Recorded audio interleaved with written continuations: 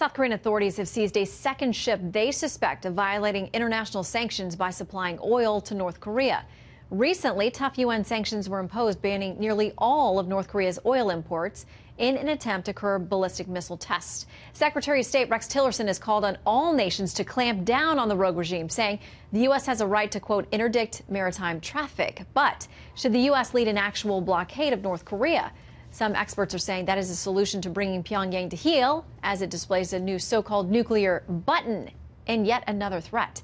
Joining me now to discuss, former Green Beret and Fox News contributor Michael Waltz. Great to see you tonight. Thanks, Shannon. Okay, so I want to start by a piece that was an opinion piece on FoxNews.com from a retired lieutenant commander from the Navy, Gregory Keeley. He says this, short of a naval blockade where every ship in the vicinity of North Korea is boarded, searched, and if necessary, impounded, it will be impossible to entirely close the oil lifeline spigot. Is it a realistic solution to this issue? Well, big picture, President Trump must consider, and this is an important part of it, every option on the table short of the military option, because so much is at stake there. So what would a blockade, a naval blockade, seek to accomplish? Well, basically two things. One, to stop the inflow coming into North Korea of oil and gas and anything that could benefit its nuclear program, the machinery or any raw materials, and then the export, in particular with North Korea, of its textiles and seafood, where it gets a lot of hard currency. But operationally, it would be incredibly tough. It would seriously tie down our Pacific Fleet, specifically the 7th Fleet based out of Japan, and it's the 7th Fleet that already lost 2 ships this year, the McCain and the Fitzgerald, to those collisions that we remember talking about. So I'm not, it would have to be part of an overall strategy. I still would like to see us absolutely focused on China and choking off and encouraging the Chinese to choke everything off the North Koreans. Remember, they still have a very long land border with North Korea. They have an oil pipeline. And what we'd risk with a blockade is that we tie down our Pacific Fleet while the Chinese are still supplying the North Koreans, because to them, it's more of our problem than it is a Chinese problem. Yeah, they've got to be made to feel like it is in their best interest to act in a way that is negative, has a negative impact on North Korea. By the way, North Korea, its state media outlet said this about the possibility of a naval blockade. They said, should the U.S.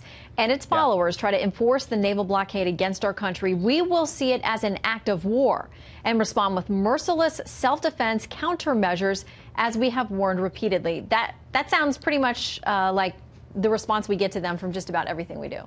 Yeah, well, that's right. But in this case, a blockade is considered, historically an act of war by most countries. The other piece here, though, is an authorities issue. We would need a UN sanction specifically authorizing the use of force. Right now, what the UN authorizes is an inspection regime, and that's fine, and we're starting to do that. We're certainly seeing the South Koreans do that. But if a ship doesn't comply, we are not authorized to actually use force to get it to comply. So we would have to go back to the UN for additional authorities.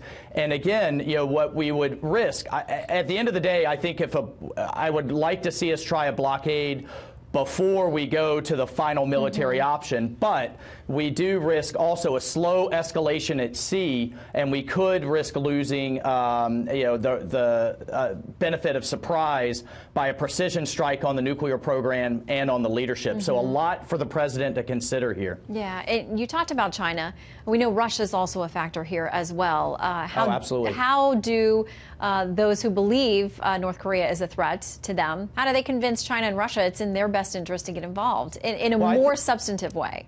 Well, what I think at the end of the day we have to do is make the Chinese, in particular, the Russians to a lesser degree, start feeling the pain and making this part of their problem. How would we do that? Well, one, we can authorize and work with the Japanese to go offensive. Their constitution right now prevents that in terms of their military. Reintroducing tactical nuclear weapons into South Korea, which we had up into the 1990s, and a number of other things in terms of introducing more advanced missile defense and more advanced radars, to the point where the Chinese see the security dynamic drastically shifting against them in Asia, and they say, you know what, North Korea, you're more of a problem than you're worth, and we're finally going to take drastic action here.